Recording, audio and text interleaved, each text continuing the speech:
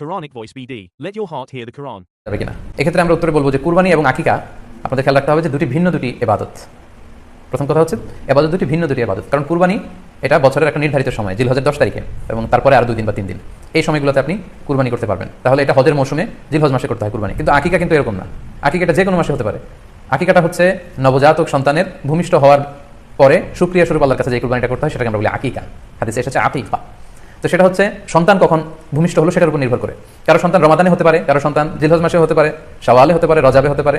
আকিকার ক্ষেত্রে আল্লাহ রাসূল সাল্লাল্লাহু আলাইহি ওয়াসাল্লাম বলেছে আনিল গুলামি শাতান ওয়া আনিল জারিয়াতি শাত, অর্থাৎ ছেলে হলে 2টি ছাগল দিয়ে আকিকা করো, এবং যদি মেয়ে হয় তাহলে 1টি ছাগল দিয়ে আকিকা করো। তো সেক্ষেত্রে কুরবানিতে কিন্তু এরকম বিধান নেই। কুরবানিতে কিন্তু 1টি ছাগল দিয়ে আপনি কুরবানি করলে কুরবানি হয়ে যাচ্ছে, সেখানে 2টি ছাগল দেওয়া লাগে এমন কোনো কথা নেই। তো এভাবে আমরা বুঝতে পারতেছি, খুবই স্পষ্টত কমন সেন্স খাটালেও আমরা বুঝতে পারতেছি, এবং আল্লাহ রাসূল সাল্লাল্লাহু আলাইহি ওয়াসাল্লামের ভাষ্যগুলো অনুসারে আমরা বুঝতে পারছি দুইটা 2 ধরনের ইবাদত। যদিও এই 2 ইবাদতের কিছুটা মিল আছে, কিন্তু দুইটা 2 সময়ের ইবাদত, দুইটা আলাদা, 2টি উপলক্ষ, দুইটার আলাদা নির্ধারিত সময় রয়েছে।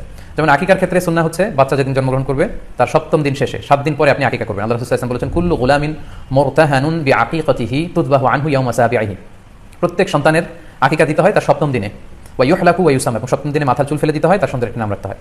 তাহলে আকিকার বিধান হচ্ছে সম্মানিত শুধু সন্তান জন্মগ্রহণ করার 7 দিন পরে। আমরা বুঝতে পারলাম আল্লাহ রাসূল সাল্লাল্লাহু আলাইহি ওয়াসাল্লামের ভাষ্য অনুযায়ী, কথা অনুযায়ী, কওল অনুযায়ী। এবার যদি আমরা আল্লাহ রাসূল সাল্লাল্লাহু আলাইহি ওয়াসাল্লামের আমল দেখি, ওনার ব্যক্তিগত আমল কি ছিল, সেক্ষেত্রে সহিহ ইবনে হিব্বানের একটি হাদিস উল্লেখ করব, যেটিকে ইবনে হাজার আল আসকালানী উনি ওনার ফাতুল বারিতে সহিহ হিসেবে উল্লেখ করেছেন। আয়েশা রাদিয়াল্লাহু তাআলা আনহার বর্ণনা, তিনি বলেন যে আক্কা রাসূলুল্লাহ সাল্লাল্লাহু আলাইহি ওয়াসাল্লাম আনিল হাসানি ওয়াল হুসাইনি ইয়াউমা সাবিঈ ওয়া সাম্মাহুমা। আল্লাহ রাসূল সাল্লাল্লাহু আলাইহি ওয়াসাল্লাম নিজে ওনার দৌহিত্র অর্থাৎ ওনার নাতি হাসান এবং হুসাইনের আকিকা নিজে করেছেন 7ম দিনে, এবং 7ম দিনে তাদের নাম রেখেছেন, একজনের নাম রেখেছেন হাসান আর একজনের নাম হুসাইন। অর্থাৎ হাসান রাদিয়াল্লাহু আগে জন্মগ্রহণ করেছিলেন, ওনার ছোট ছিল হোসেন, উনি পরে জন্মগ্রহণ করেছেন। তো ওনাদের জন্মের পরে 7 দিন পরে আল্লাহ রাসূল সাল্লাল্লাহু আলাইহি ওয়াসাল্লাম ওনাদের আকিকা দিয়েছিলেন, এবং 7ম দিনে উনি আকিকাও দিয়েছেন এবং তাদের নামও রেখেছেন। তাহলে আল্লাহ রাসূল সাল্লাল্লাহু আলাইহি ওয়াসাল্লামের কওলি হাদিস ওনার ভাষ্যমতে আমরা জানলাম, উনি বলেছেন 7ম দিনে আকিকা দিতে হয়, এবং ওনার ব্যক্তিগত আমল থেকে আমরা জানতে পারলাম যে উনি ওনার 2 নাতির আকিকা দিয়েছেন 7ম দিনে এবং নাম রেখেছেন। তাহলে এ থেকে আমরা সুস্পষ্ট বুঝতে পারি যে আকিকা দিতে হয় সন্তান জন্মগ্রহণ করার 7 দিন পর, 7ম দিনে। যদিও তবারানিতে আরেকটি হাদিস এসেছে যেখানে বলা হয়েছে যে আকিকা 7ম দিনেও দেওয়া যায়, 14তম দিনে দেওয়া যায়, 21তম দিনে দেওয়া যায়। যদি 7ম দিনে কেউ দিতে না পারে কোনো কারণে তাহলে 14তম দিন, না পারলে 21তম দিন। তাহলে সুস্পষ্টভাবে উল্লেখ আছে যে আকিকার সময়সীমা 7ম দিনের কথা আমাদেরকে বলা হয়েছে। তো সেক্ষেত্রে আপনার সন্তান জন্মগ্রহণ করলে আপনি শুকরিয়া স্বরূপ আত্মীয় স্বজনকে খাওয়াবেন, আকিকার গোশত নিজেরাও খাবেন। এটা যদি আপনি কুরবানির জন্য রেখে দেন তাহলে তো সন্তান দুনিয়াতে আসার এই আনন্দটা থাকে না।